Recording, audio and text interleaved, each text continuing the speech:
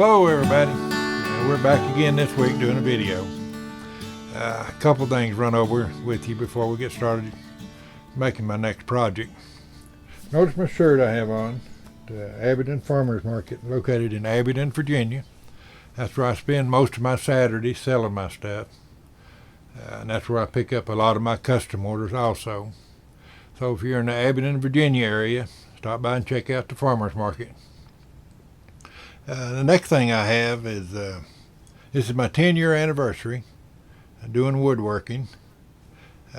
Probably 9.5 years I'm getting paid for it. So the first 6 months I give about everything away because I was no good at it. It took me a while to get organized, so help me celebrate by hitting the subscribe button, and we'll keep this thing going all year, and it can all be part of the celebration and that I've made it 10 years in the woodworking business.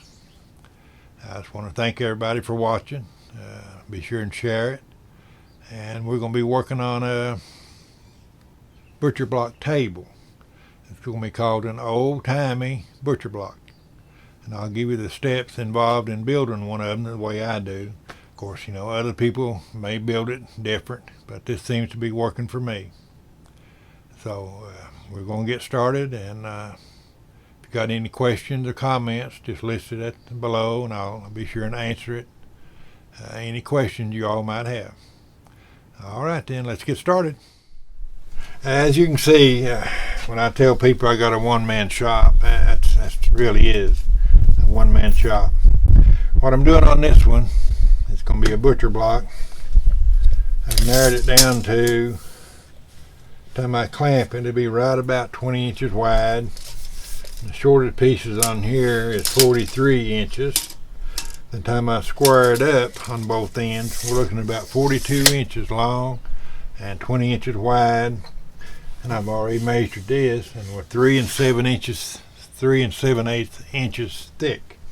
That thing's gonna be heavy. So also what I'm gonna do, I've went ahead and pre-cut everything for everybody.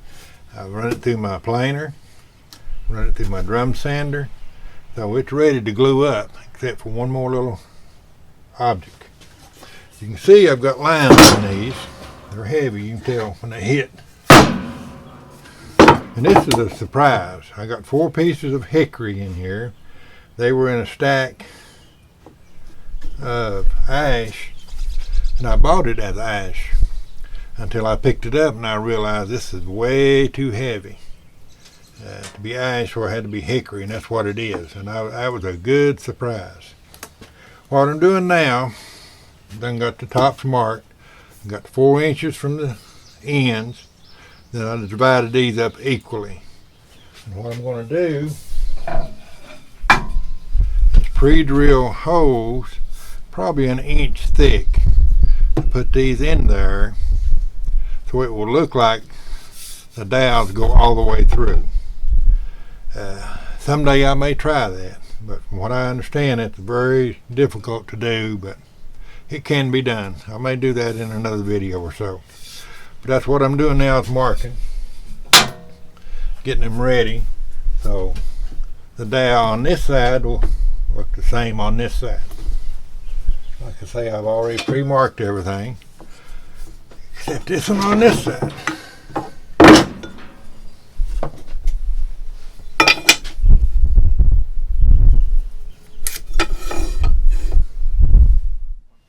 Okay, I've got them all marked here. I use my square. When you're doing this, just be sure that your lines match. So when you go all the way through, it will give the appearance. Don't mislead your customers about it going all the way through. Tell them what you've done. They'll appreciate the honesty. So now I've got it marked. This will be the outside. And the reason I'm doing this on the outside is the color. And this will make it also very visible when it's sitting like that. And you see the design on this one will be set like this. So that will give it a whole different picture. Whoever buys it puts it in their home. What I'm going to do now, I'll preset my gauge, it's on 1 7/8. Will be to the center of these 2 pieces of hickory.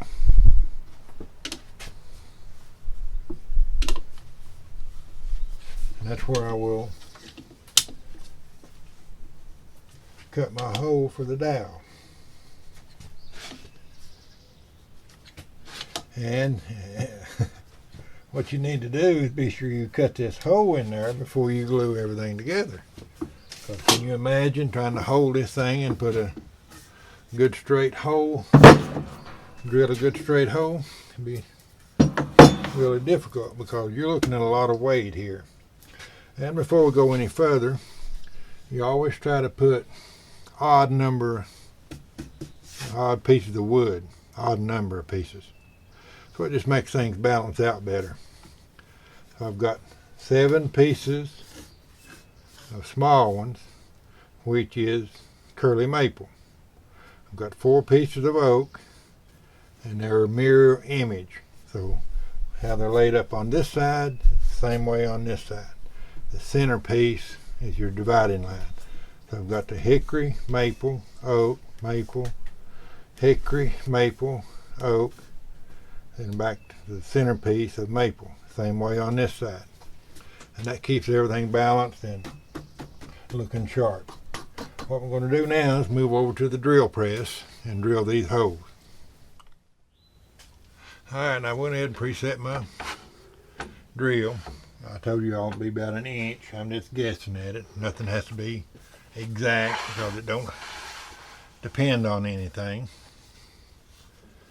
Whether you're 1 inch or 1 1/4, it don't matter. Luckily I've got wood thick enough so it doesn't matter. Just line it, put your little bit right in the center.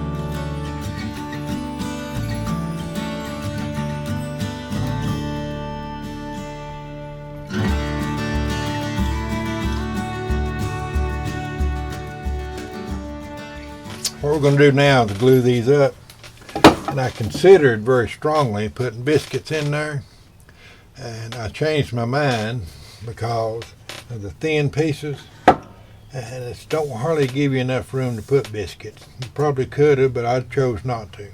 With the hardwood I'm using, and as dry as this is, there's not going to be much movement. I put my moisture meter on it this morning, and it's running about 8%. So as much surface that will be glued, there's going to be very little movement. And everything is just going to be tight. And when something moves, all 15 pieces will be moving together. And that was the main thing why I didn't put biscuit joinery in here. What we're going to do, I use Titebond 2 on all my gluing. Very strong, water resistant. It will take a hammer to separate that wood once it's dried. So I'm going to do it in 5 pieces, segments, so it don't fall over on me. And usually you got about a 10 or 15 minute window once you start spreading the glue. Then you leave it clamped for approximately 30 minutes to an hour, and it'll be fully cured in 24 hours. I put clamps on top and bottom to keep it from bowing on me. But when you're dealing with this high quality hardwood, you don't expect much bowing because the seasoned out good, low moisture count. Be sure and get your clamps on the ends. Keep everything very tight. As you can see now, I took all the clamps off. I took this to K&B Cabinetry because they have a bigger drum sander than I do. And got it sanded on both sides, looking neat. All left to do now is we'll square it up on both ends. We'll use our Makita track saw. It won't go all the way through, so I'll have to do 2 cuts. What we're going to do now is I'm working from the bottom side to put the apron around. And I'm using maple for that. I haven't sanded out all of this yet. I'm just getting a mark on it, getting it ready, so I have an idea where we're going. And we'll see in a minute where the legs are going to go, where the shelf is going to go, 1 or 2 yet. I haven't made up my mind. But we first got to get it an idea how big we're going to have everything. So I'm coming 2 inches from the edge for the apron. And that'll be 2 inches all the way around.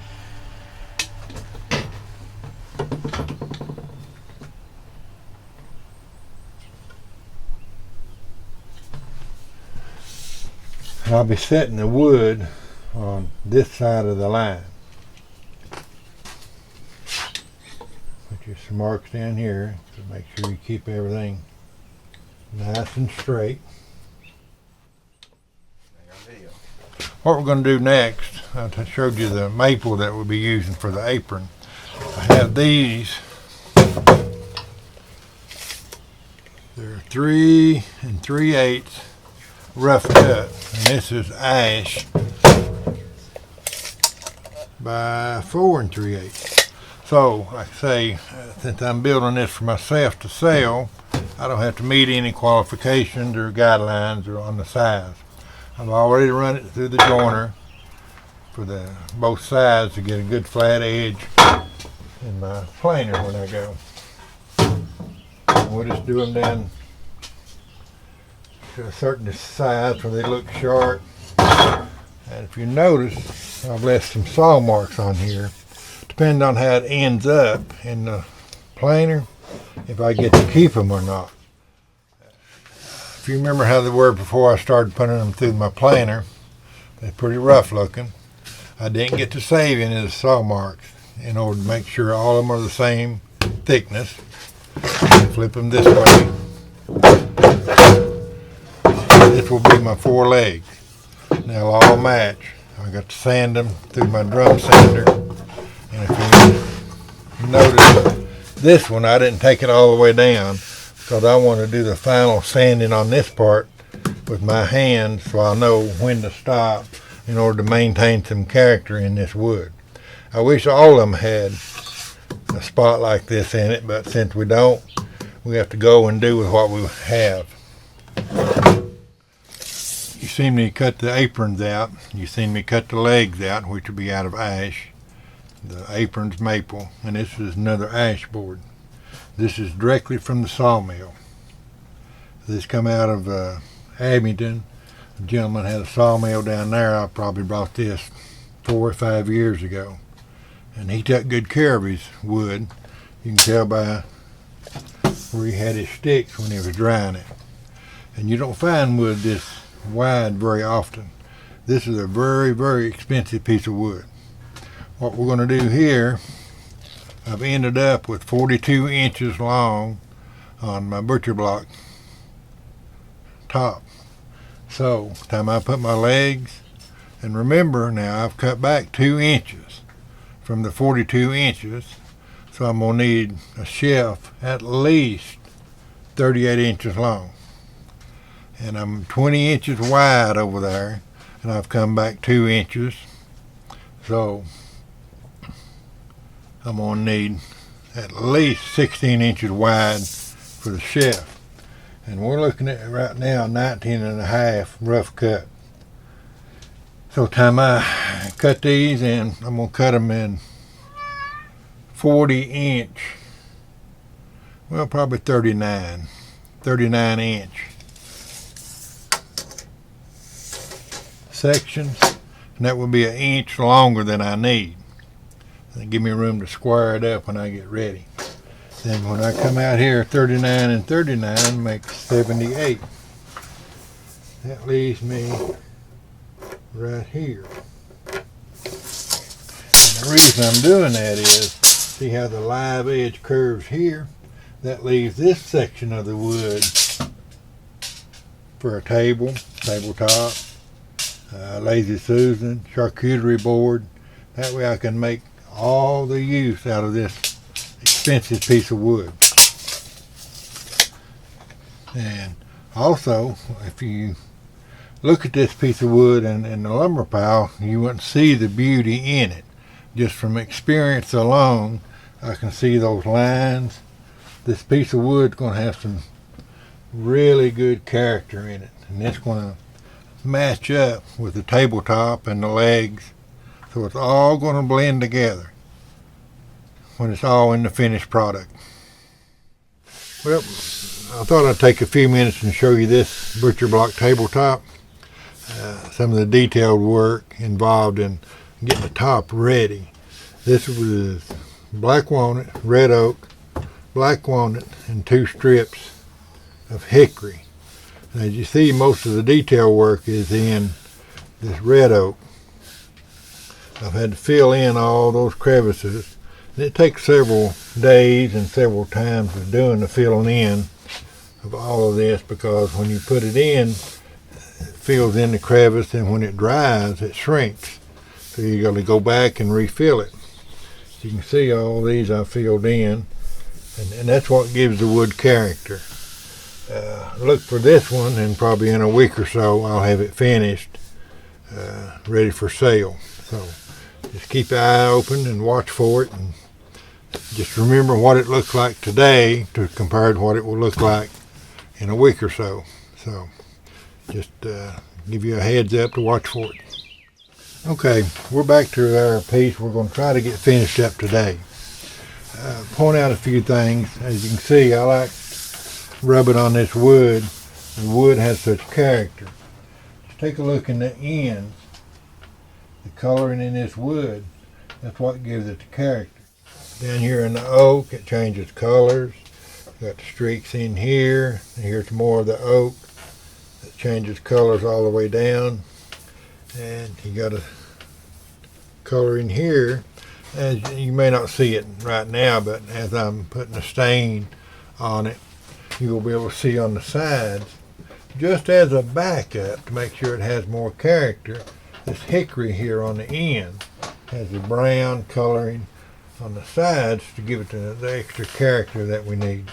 I did the same thing on this side. You know, like I say, now watch for all of this when we're actually putting a stain and putting a finish on it.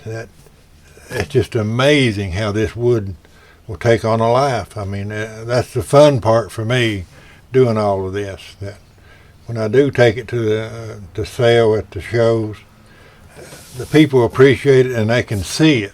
But you all are getting to see it before it all takes shape and the beauty of this wood shows. What we're going to do next, we flip the table over. What we've done in order to keep our legs straight and plumb, we went ahead and leveled this part. So when we put the level on these legs, it will all match and keep our legs plumb. What I've done, I've got 4 white ash wood, and I've pre-drilled pocket holes to put it in there. And I've got 4 of them I'll do. A lot of people like to put metal legs on the tables, but I guess because I'm a woodworker, I like to put the wooden legs to match everything up. And the metal legs are pretty, but I just choose to go with the wood. And I have no learning, or no one's taught me how to put these legs on. It's just trial and error. I just did the best I could over several attempts until I found out what worked for me. I'm sure there's better ways of doing it, quicker ways, but this is what works for me. I just use plenty of glue. So when I attach a leg, I always say he could fall out of the back of a truck. I just put it back in the truck and keep going, because it's not going to be damaged if it does fall out. Clamp it in place. So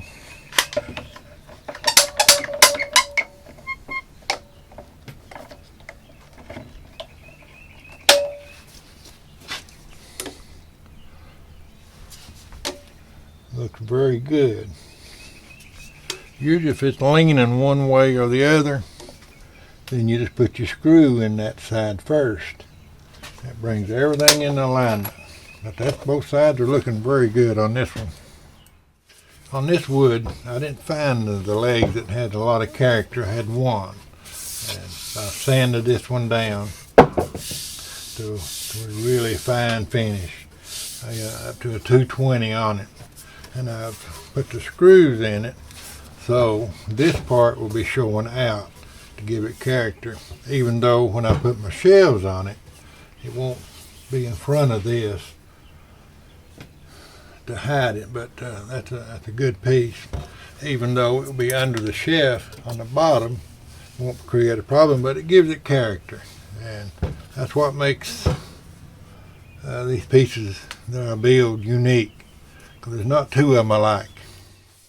Okay, what I'm going to do now, since we've done attached the legs, that we've already sanded, we've already rounded the corners. Some people take a router and do that, but like I say, I'd rather just take a sander and knock that sharp edge off.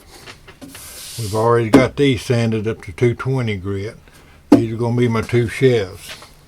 Put one about right here, the other one about right here. So when you use it, there's plenty of storage in there.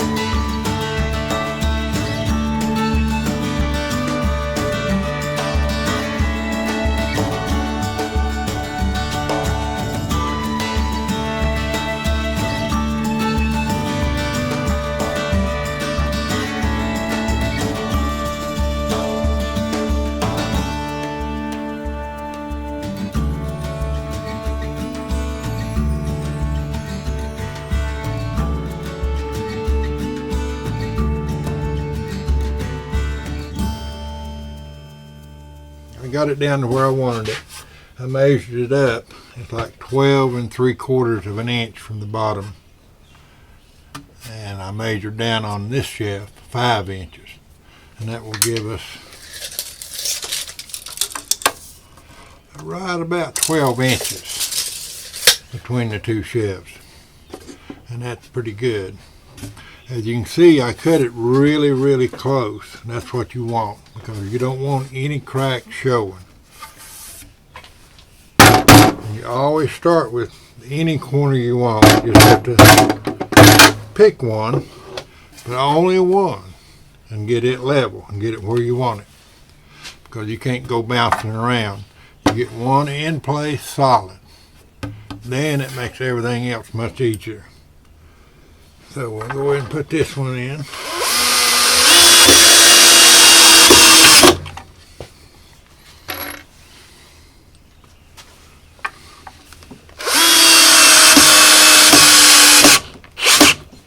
And we'll level everything to this one.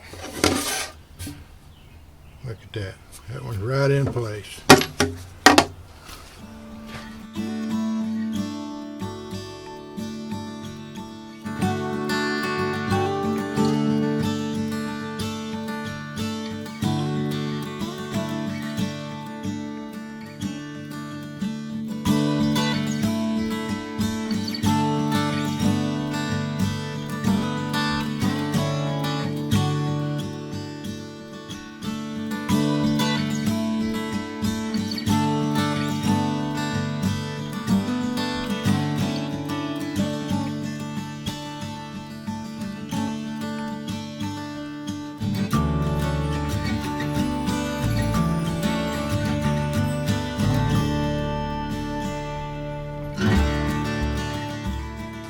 We've got them all hammered in there.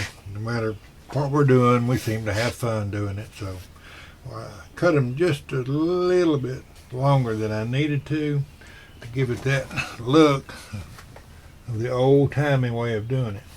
Now we'll come back with a sander, sand all that off, make it look smooth and neat, and it'll all blend right in. I'll get ready to put the stain on it. Remember when we sawed this piece, I told you we was going to have 2 sheaves on here. Remember, this is what it looked like before I run it through my planer. I tried to figure it up, how many pieces of equipment it took to turn this piece of wood into this piece of wood. You start with your joiner. You must have a straight edge to start with. Then you go to the table saw to get the width that you want. Then you go to the planer and get everything planed down smooth.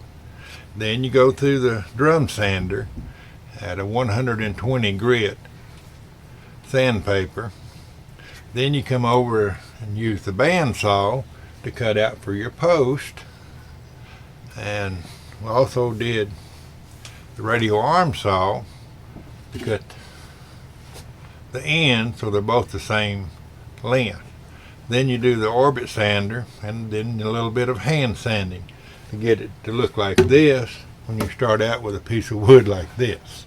I just want to let you know that how many pieces of equipment it takes just to do one piece of shelving. Just imagine we use the same tools to get the tabletop in that condition also. I just want to remind you of that, so keep that in mind when I'm doing my staining. You can take a piece of wood that looks like that and make it look like this. What I'm going to do now is to go ahead and put a stain on it. I'll just start with this section and work my way around. Keep an eye on all this wood here and the character it has. Like I say, this is the fun part now. All the work's starting to pay off.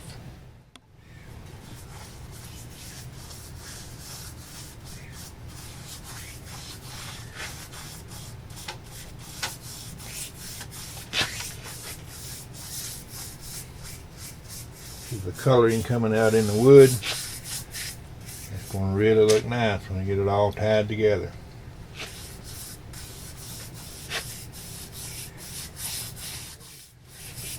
But the key is being able to find this wood and see it in the rough condition. You got a vision of what it's going to look like in the finished product. Go ahead and get in the bottom while I'm in here. Let it be soaking in. I don't know if you've seen or can imagine how heavy this thing is. I don't want to do much more flipping and turning with it if possible. It's just so heavy to deal with. Here on this end, try to remember when I pointed out on the character of this wood. And I showed you the dark spots. That would have a different color than the wood. Look at those. A little character over here on the corner.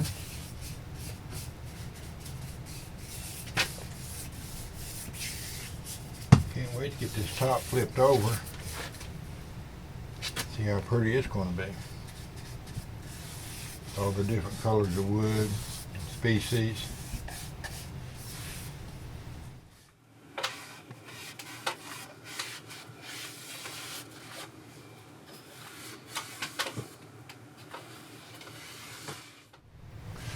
I want to point this out to you before I flip it.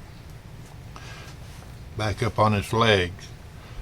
Got the character in this leg. And this ended up with a lot of character. That kind of surprised me, that turning out looking that good. You notice I was stained all the way down to the edge. And that's as far as I will polyurethane also. And the reason being is on this side will be the top. And that's where your food preparation will take place.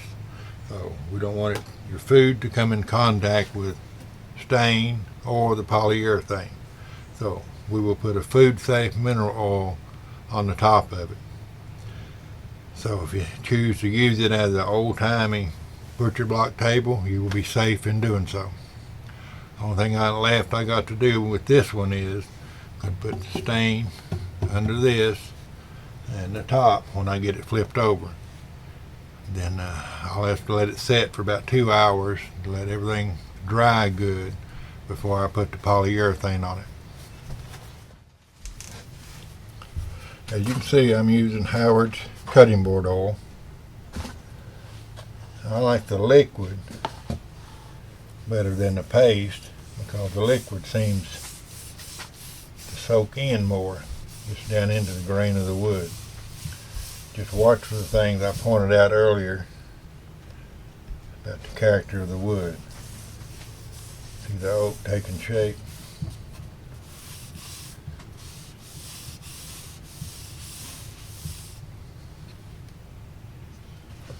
Some curly maple.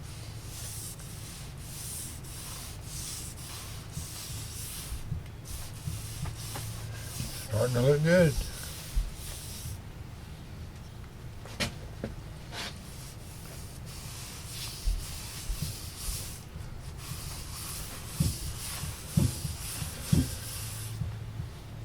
Like I said early in the video, that's 10 years I've been doing woodworking. So I'd like for all of you to help me celebrate this year.